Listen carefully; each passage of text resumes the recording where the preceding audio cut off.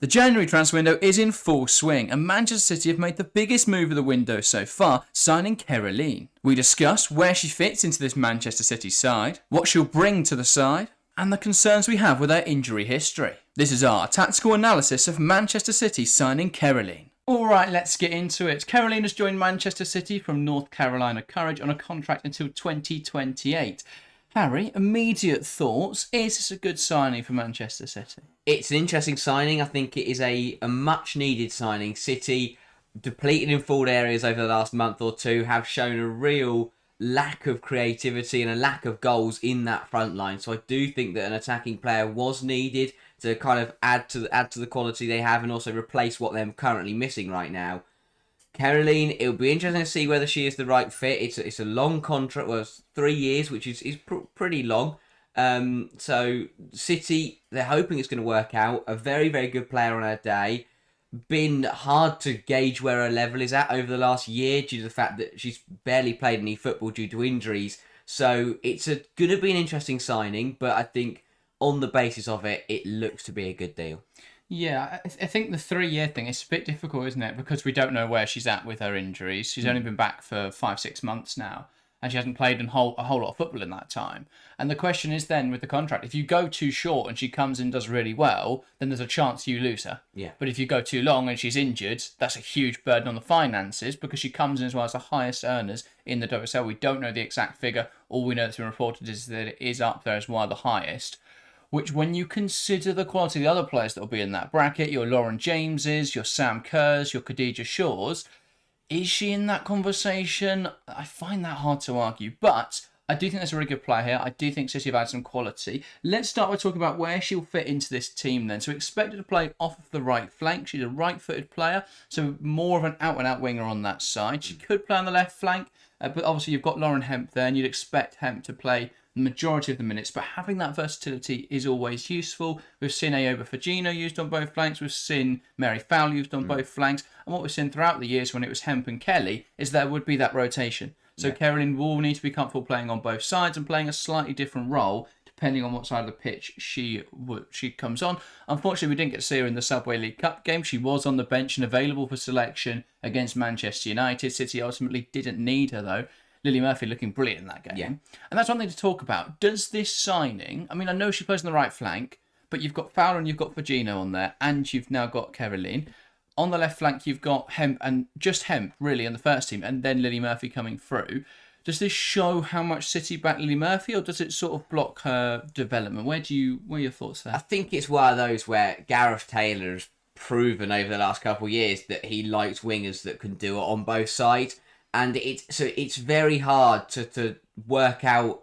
Obviously, yeah, as you say, you've got those 3 players now who are naturally on the right-hand side, and then you've got Hemp and Murphy who are naturally on the left-hand side. But to be fair, I don't think Fagino's looked incredibly comfortable now. Yeah. It's difficult to assess. But I think overall, we've seen Fowler play both. We know Kerolin can play both. Fagino has played both. So it's more of a... Gareth Taylor doesn't really have these are his left wingers and these are his right wingers. He just has a pool of wingers that he just seems to pick from game to game depending on what he wants, and they might swap during the game. He might bring different players on. I think Lily Murphy's probably the only one that we will see only on the left hand side. I'd be surprised to see her do it on the right, but maybe that's something Gareth Taylor will want her to add into her game. But overall, it is just like he has a group of wingers and he decides which one's playing on which side before every single game.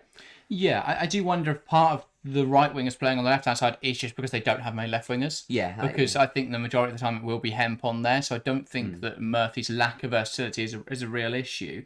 And Hemp only really plays on the right-hand side if it swaps mid-game. So I think in that regard, City will probably use Kerolin on the right-hand side, Hemp on the left-hand side. I think their starting front line of Hemp, Shaw, Kerolin is up there as one of the strongest in the league. Yeah. Again, no, I think there are those questions over Kerolin because of that injury history. And let's look, though, what she'll bring to the role then. So on screen now, her FBref profile. Now, usually we take FBref profiles from the most recent 365 days. However, she's only played 9 games in that time, I think. And that was the end of the most recent season. She was out with an ACL injury that she picked up in October 2023. So we've not really seen her. But yeah, this FBref profile then is from the 2023 end of herself season, where she looked really good. She ranked in the 97th percentile for non-penalty goals. She ranked in the 79th percentile for non-pen XG, 0.3 non-pen XG per 90, 0.44 non-pen goals per 90. So it's not too far off a goal every other game, which, given her position on that right flank as a wide player, that's a really useful attribute to have. Some of the other star qualities, and this shows, I think, what will bring in the directness in Manchester City's attack. 99th percentile for successful take-ons, 3.64 per 90. 97th percentile for progressive carries, 5.44. And 97th percentile for shot-creating actions. And this is a big one, 4.95 per 90. Shot creating actions, it shows that she has that directness. She wants to run at goal, she wants to take shots, she wants to be involved in the attacking third. And I think it's going to add another dynamic and another dimension to City's attack that perhaps they've been lacking. It's pure directness from Kerolin. She sees the goal and she goes for it. And so I think if you're looking at that front line, it's going to be incredibly lethal. Yeah. If Kerolin is on that form that she had in 2023, you've got a front line of killers who will put the ball in the back of the net constantly. And that is a huge opportunity now for Manchester City if that is to be how they line up. So really exciting stuff. I think it's, City's biggest criticism, I think, has been that, they've got Shaw, who is brilliant putting the ball in the back of the net. You've got Hemp, who's brilliant at putting the ball in the back of the net. But apart from that, you've got no one that will directly deliver really good numbers. At least consistently. We've seen some stand-up performances from Fowler and from Park and even from Rod this season in the attacking third. But there's no consistency there. Yeah. But I think Kerolin could bring that in. And as we've seen, in the most recent games, without Hemp, without Shaw, City have struggled to find a way through. That Everton game just weren't penetrative enough. But if you've got Kerolin as well, it's an extra player that will just take a few players on, get herself through a back line and suddenly score a goal. And it's one of those where I think it's another signing. It's a bonus that I think Chelsea have had. It's something that Arsenal have had, where they've got numerous players over this season who can deliver really consistent numbers and can put in consistently good performances week in, week out. For City, they've lacked that a little bit. So I think bringing in Kerolin, if she can deliver the kind of numbers that she did, she got to double digits in that 2023 season. If she can deliver that kind of numbers as well, on top of the goals that Shaw's scoring and the goals that Hemp's scoring, they're going to put up some phenomenal numbers, that front three, in the second half of the season. Yeah. And the type of numbers that can really challenge a lot of teams and push them all the way. It's another game changer. And City lack game changers. Kerolin is, on her day, can do that. She can completely turn a game around. So I think if she can kind of deliver that danger factor that she does have, then it's going to be a very good signing for City. Yeah, so lots to be excited about. Let's talk through some of our concerns then. I think the most obvious one is that ACL injury and whether or not she'll come back and find that level again. I think looking at the back half of the season, of the 2024 season, where she did play a couple of games, she did look to be finding that level again. She was scoring goals. At the Olympics, where she had limited minutes, she still came on and still looked sharp in that tournament. So I don't think that'll be too much of an issue. I think she'll be able to find that level relatively quickly. I think as well, playing in that Man City squad, a really strong team, it will then be easier to find that level quite quickly. I think, the Olympics is the best example of it, because in that first group game, I think she only came onto the pitch for a couple of minutes, and then she went from that to scoring in that semi-final against Spain, and that shows how over 5 games there, she went from getting a couple minutes off the bench to returning to the starting 11 and scoring a goal against the best team in the world. And that is huge for her, because it shows how quickly she grew. Yeah, when she came back, when the Olympics finished and they went back to NWSL, she didn't really put much up in those last 5 or 6 games, but that won't be too much of a concern from City. I think that the best players, as I think we're starting to see now with the likes of Beth Mead, they eventually do start to find their level again. And I still think the likes of Mead and Williamson and obviously Sam Kerr's another one that'll be very interesting to see whether she comes back and finds her top level again. But I think what we're starting to find out is that, yes, these long-term injuries are tough on these players, but eventually the best of the best do find their very top level again, and I think Kerolin will do that. I think that's debatable. I still don't think we've seen the best of Blair Williamson since she picked up her injury. But she's got better. She's progressed, but I don't think she's been back to the level she was pre-injury. And I think the same for Beth Mead, in a sense. I think she's lost that explosiveness. And the problem with Kerolin is that, given she's such a direct player, if that explosiveness isn't there, then it's going to be difficult. I think she will find that level again, But it's going to be a concern on a 3.5-year deal. If she doesn't meet the standards, that's a lot of money. She's on one of the highest wages in the WSL. That's a lot of money to be forking out on a player that may not be as good as she once was. So there's going to be some concern there. I think City did overpay, but I think they wanted to. They wanted to make a statement because, I mean, they had the advantage of Champions League football over PSG and ahead of Arsenal. They had the money. And I think, Arsenal didn't need that so pressingly. Speaking of those pressing concerns, Manchester City, I think, looking at their squad, was a right winger the most necessary addition? I think if you'd asked me at the start of the window, no. But with the fact that they've already bought in Rebecca Knack at centre half, they've already bought in a Hasagawa backup.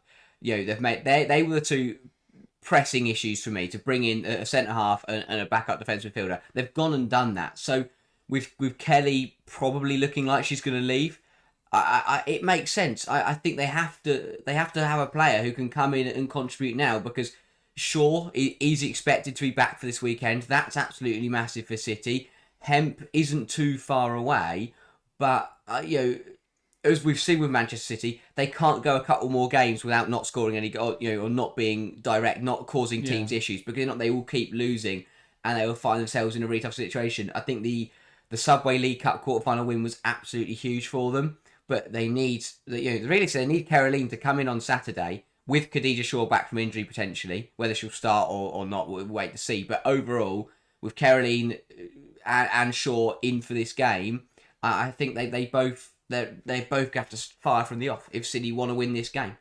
Yeah, and not saying I necessarily disagree with you, but to play devil's advocate, Manchester City have 2 fit senior fullbacks at the moment in Leila Uhavi and Kirsten Kasperai. Naomi Lazell should be back before the end of the season, but she's still injured as of now, and Risa Shimizu won't be back until the end of the year. So that, for me, they've only got 2 fit fullbacks for 5 months. Potentially, Lazell could be back by March time. So 3 months, but still that's going to be very difficult on Uahabi and Kasper with a lot of gains in that time. I think you look at midfield and striker, and it depends where you profile Viviana Miedema. But if you say she's a striker, then you've got Rord, Park and Blinkilder, and then I guess Laura Coombs can also do that role. Yeah. But that's still a little bit light. And is Coombs and Blinkilder, are they at that level yet?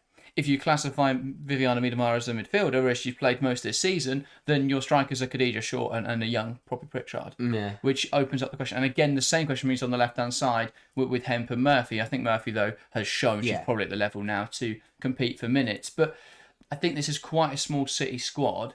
Was right wing the most necessary addition? Not necessarily, but I think it is still a good signing. I think if you consider that Mary Fowler can play anywhere across the front line as well, Ayo Virginia can play either flank, they'll probably be all right. I think it's a lot of money to spend in one position where Fowler's actually done quite well this season. Yeah. But it is a player of high quality, and if they are wanting to compete for trophies, they are wanting to compete for Champions Leagues, go deep in the Champions League, then I think Kerolin is a step up on Fowler. And so in that respect, I can understand the transfer. I think with City, it's that, as you say, with the squad right now, they will not be able to compete in all 4 competitions. They will have to not sacrifice one in terms of they deliberately throw it away, but Gareth Taylor have to look at it and go, we'll rest here, because you speak about the defensive issues. They don't have any fullbacks. Kennedy's announced that she's leaving.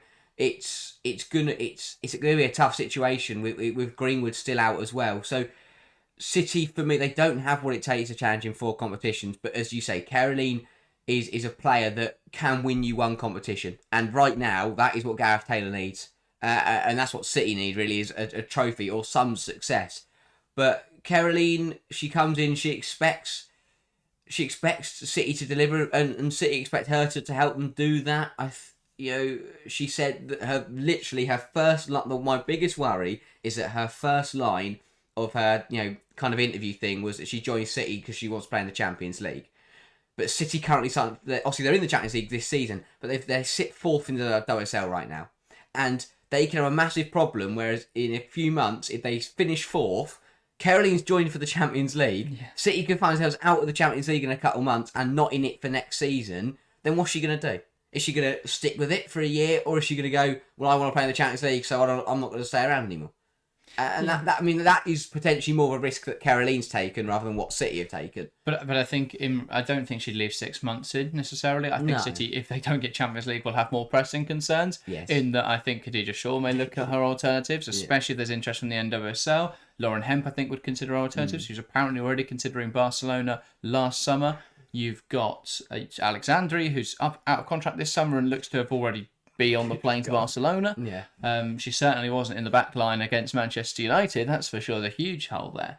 But yeah, I think City will have grave issues. This is the type of signing that can keep them going in the league, that can get them second or third. Is the title over, though? To end this, to sort of round this up, is Kerolin enough to put them back in the title race, or is it just unrealistic for them to catch up? I just don't see it happening. Not only, not only because Chelsea are so far clear now, they're 9 points clear of City. City would require Chelsea to lose 3 games to stand to even go level with them. I just don't see that happening. The other reason I don't see that happening is because City have now got Man United and Arsenal, who are both ahead of them. So even if Chelsea were to, by some miracle, slip up, Arsenal and United will be the first ones to catch Chelsea, and then it will be City. So Chelsea Chelsea could lose 4 games, fall to 4th, and City still would only be 3rd. I just don't see it happening now because I don't see Chelsea slipping up, and I don't see, because if Chelsea to slip up, realistically, they're going to have to lose to Arsenal and United, which will give Arsenal and United and City, but that will give Arsenal and United 3 points. Yeah. So City, I just don't see a City gain on Arsenal and Manchester United. Yeah, as you say, Chelsea haven't looked like losing all season, and now they're signing a very interesting American centre back, and I think there'll be a video on that next week. But yeah, very interesting stuff going on the WSL at the moment. That, though, rounds up today's video. We're back tomorrow with a preview for Chelsea Arsenal this weekend. Harry, you'll be here on Saturday for Manchester City vs Aston Villa, so join him for that live watch along. Other than that, though, go and check out the video on screen now. Make sure to subscribe if you're new to the channel. That, though, is everything from us today. Thank you guys very, very much for watching, and we'll see you next time. See ya.